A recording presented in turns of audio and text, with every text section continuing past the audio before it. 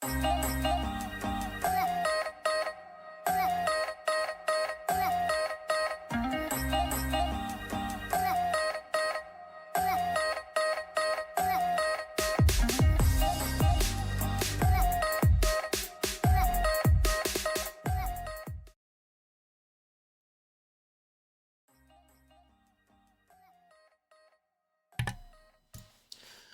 right, folks, so today is December the 6th, 2024, and I'm actually coming to you with a new setup. So I've got a new monitor, so it allows me to have 4 monitors in place, which, again, we're not going to be naive. We're not going to assume that having more monitors makes us more money or makes us any more profitable or smarter or anything like that. But because I am kind of moving toward the space of retrieving data and data science, data analytics, that kind of thing, and that is not my profession, right? That is not my profession. So I am a hobbyist at best.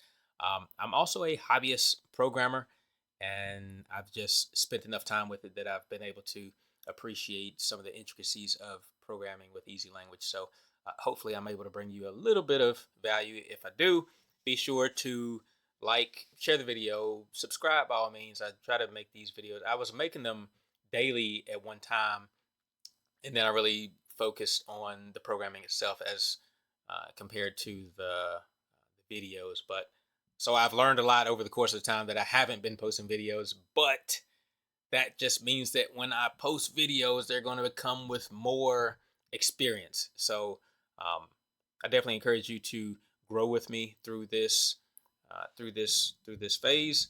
But yeah, if you'd like to see anything else, be sure to look through the catalog of videos that I have. I have a lot of videos, and they cover a lot of ranges of EasyLanguage. So today we're going to talk specifically about inputs. I'm going to keep the video kind of short. So pretty much, and again, this is a new layout for me, so it's taken me 2 or 3 times to go through this just to get it to the point where it's concise enough to where I don't bore you to death. But if you like this layout, let me know. If you don't like the layout or you think it's too small, you can't zoom in certain places, let me know that as well. But I do want you to be able to kind of see how I move from one screen to the next. So that being said, let's close that. All right. So that being said, like I said, we're talking about inputs today. If you look over here, you see I'm just trying to help you understand that inputs can communicate with the program with the basic core of the program without having to change the code itself. The code can be very complex, and inputs should not be, right? So it allows for adjustments to be made without going into the code. If you want to share the program, or if you're preparing the program for another user, or even for yourself, right? Let me show you so this area here, where are we at? Ace for 2. All right, so this one here, this is some of the programs I plan to automate probably for next week. Okay, so if you look here, you see the inputs. I have a lot of inputs, right? So all those inputs mean something. They're not just there; they mean something. But if you see here, if I hover over some of these inputs, it says confirm chart symbol as root, same as symbol trading. Okay, so I put all these here, right? They're not always there. And for instance, if I hover over this one, it doesn't have anything, right? I could put something for that. So let's actually go to this. No, we're not gonna go to this one. We're going to do it on something else. But let's change. Let's show you how to do that. Okay, so we're going to close that out. We're going to open up a new chart. Got to get your hotkeys. Got to get your hotkeys together so you can have new charts easily made. All right, so we're going to go to main display here, and then we're going to create show me. We'll put some, we'll just call this ES12624 inputs. All right, so this is just variable. We don't even really need a variable. We're just going to put input, and after input, we're going to put X. We're going to have a 0, and then we're going to plot average of X over we're going to plot the close over 9 periods. Now, some people may understand what I've done here, right? This is a moving average. Plot 1. This is a moving average. Okay, so we're going to come over here. We're going to add 12, 6, 24.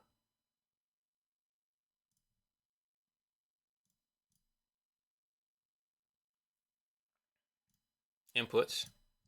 Okay, and then you see there it says inputs. Input says 0, right? Input says 0. If we hover over it, it doesn't say anything. Okay, so we're going to hit OK, and it does that thing. Double click on your indicator, and you can go to Style, and you make it a line. Hit OK. Now, one of the things that you can do is go back here, main display. Go back here, right click inside the window here, the main space. Go to Properties, right click, go to Properties, and then you're going to go to Chart Style. When you get on plot 1, you're going to make it a line, and then you click Default, click Yes, OK. Now, when you come back over to the other chart, we're going to make a new chart. That's our new chart. It's our new chart here. So we're going to then add to that new chart that same show me right there. And then you see when it's on Style, it's up. Now that should be already. Oh, okay, I didn't verify it. So check it out. Back to the main display, you see down here, I didn't verify it, right? So even after you make the correction or the change where you go to Properties and you do your change and you make it the default, you've got to verify it, and that saves it as well. And then so when we come back over to our other screen, you'll see, let's delete that one off. We're going to add it back. Go to Show Me, Inputs, hit OK, and then you'll see that it's automatically defaulted to line, right? So a lot of times as you're making your scripts, as you're making everything, you'll find that you want to go ahead and right click in here and set defaults as you go along. You might want to do a default for entry bar persist, which this doesn't need to be. Chart style, chart color, you might want to change some of these things before and make them defaults before you even get out of the programming environment. Make sure that you save it so that when you come back over here, if you put a new one on, show me, inputs, it'll default to that blue. It'll default to line. Okay, so that's the easy way to do that. Now, as far as the input, like I said, we're going to come back over here, and then we're going to do a hard bracket, display name, and instead of it saying X, we can leave it as X in our code because maybe we just like for it to be X, or maybe we want it to say, maybe we want it to be X8792Q. Maybe it needs to be that just so it can be ambiguous in your code. But when you get out here and you are working with the chart or you're trying to make a decision on trading, you don't want anything as ambiguous as X. You want it to say close, right? Because we're taking the close.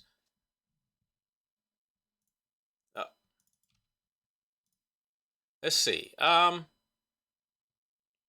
I didn't even use X, right? That's the crazy part. All right, so we're going to go ahead and use it. Let's back this out of here. All right, so we're going to use X. X is going to be close, or we'll make X 9. Okay, and then we'll make this X. Now, it shouldn't change the program. X is 9, except for the fact that X was initially 0, and now this input is going to say 0, right? So let's see, we got an error here, I'm sure. But my error window isn't coming up, so let's go to Edit Studies. See, it says 0. Kind of hard to, make averages and everything with zeros, so Let's change the input to 9. Okay, there's our moving average again. Now we come back over to the development environment. Instead of it just saying X, we want to make it say the display name, right? Display name. And then that's going to be equal to, let's see. I'm trying to think of something that you guys might want it to say. I'm just going to put periods for moving average. Okay. All right. So now I'm going to end the hard bracket, hit verify, come back over here. Okay. Now when I open up that window, you see it says periods for moving average, right? And that makes sense because that's what we just put. Okay. So let's come back to the main display for periods for the moving average. Now to make that a little bit more useful, right? Because you see that periods for moving average, if we hover over it, it doesn't tell us anything, right? It doesn't give us any other information. Okay, so we're going to close that out. Come back over to main display. And instead of closing out that hard bracket, we're going to put a comma and then we're going to put tooltip. And you have to use display name and you have to use tooltip, right? And you have to use it in these orders. Okay, so tooltip, display name. The tooltip is going to be integer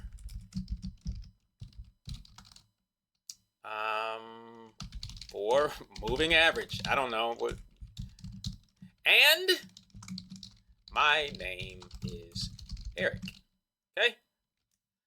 We already have the hard bracket there, so that's fine. We're just going to go ahead and verify it. Now, when we come back over, hit edit studies, open that up. Periods for moving average. When we hover over it, it says integer for moving average. My name is Eric. You know what? It didn't put the and symbol. I didn't know that, but interesting.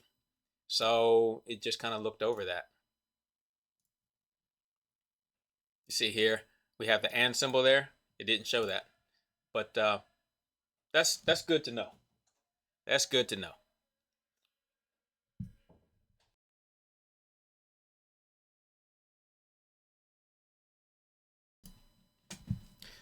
Okay, yeah. So it didn't include the and sign, and that's fine. But there's always going to be intricacies and nuances that we don't know about with EasyLanguage, and they don't tell you about specifically. So if we're going to go to input, let's go to input, right click it, and we'll do definition of input. It might tell us that it can include certain symbols. So let's see. See inputs, display name, tooltip. Those are optional, right?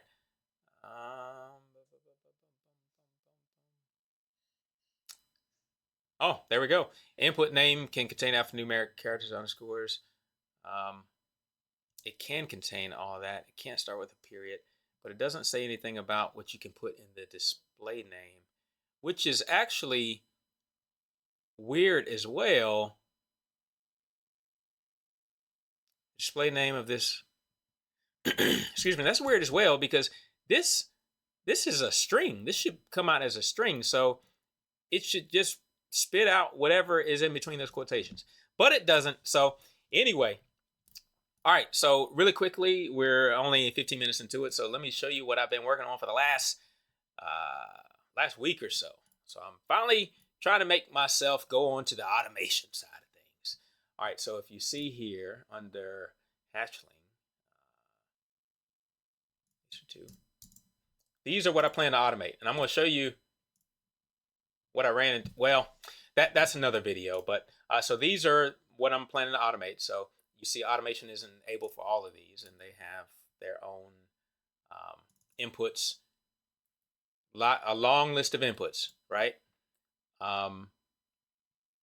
Anywhere from testing the indicator to saying whether or not you want to automate it, the time frame that you're looking at, the root symbol, and the symbol that you're actually trading, the number for your profit and stop loss, the times that you want to trade, the minimum account balance, the maximum loss for the day, all these things. So I'm maybe on the side of analysis paralysis, where I really am keeping myself from automating, just, I don't want to say for fear, but because there's so many unknowns. But anyway, so we have all that set up, and this is, see if I can show you.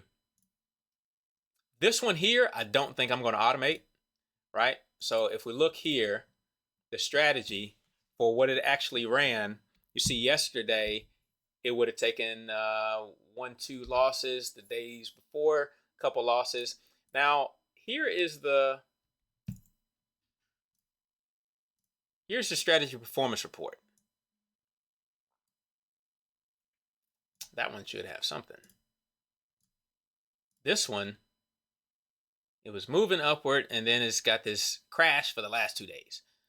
I think this one is just not that strong. 39% win rate and 1.6 profit factor. This one over here to the bottom left, it's better. 55% win rate, 2.8% profit factor. And then this one to the bottom right,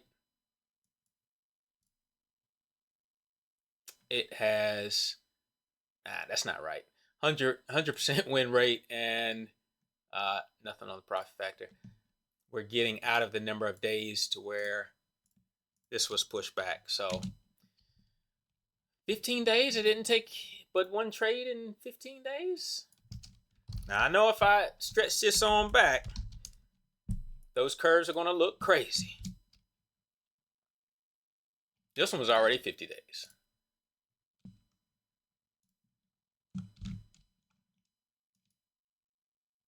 And oddly enough, when you change the interval, the range, it looks like it tells you that you have to re-automate it.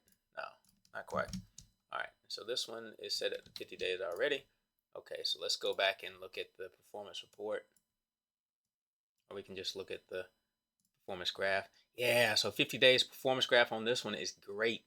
So this one is not taking a lot of trades, but overall, it's kind of a steady move. So I like that. All right, this one, bottom left, it's not the best. I'm kind of okay with it. It's a 1 minute time frame. So I don't know about that one. But this one at the top right, this is pretty egregious here. Bottom right is not showing any trades, which I know that's not true. So I wonder. All right, let's go to Hatchling, because this is the bottom right here. Okay, there we go. So this is the bottom right. So for some reason, values must be off, right? So this bottom right here is my script 11/18/24. And if we go to this one, okay, there it is. It showed up now. Okay. All right. So anyway, all right. So that one looks pretty good too. Performance summary is, man, 6 on the profit factor, 71% win rate. Love that. Love that. So this guy here is going to be the one that I end up taking away. I'd rather have less trades. These are not trading that much. I'd rather have less trades and higher win rate with higher profit factor than have all these trades taken and it's not doing anything. Like I said, you could, what people kind of get a little bit anxious about, overfitting and that kind of thing. You can come up in here and you could optimize it or re-optimize it, but you can only optimize trash so many times, right? I mean, if you take a piece of trash and you repurpose it and you make it look like a flower, you can only do that with dumpster trash so many times. You can only make it look like so many different types of flowers. Now, if you have a true, beautiful flower, then you can make it look beautiful in 1,000 different ways. So we're not going to keep messing with this trash anymore. I'm going to just come up with another script. I'm not doing a optimization with 60,000 things. No. Okay. All right. Anyway, guys, that is, and I started it anyway. All right. Well, guys, that's me. I hope you enjoyed this video. Got a little something out of it about inputs. I'm Eric. I'm out. Peace.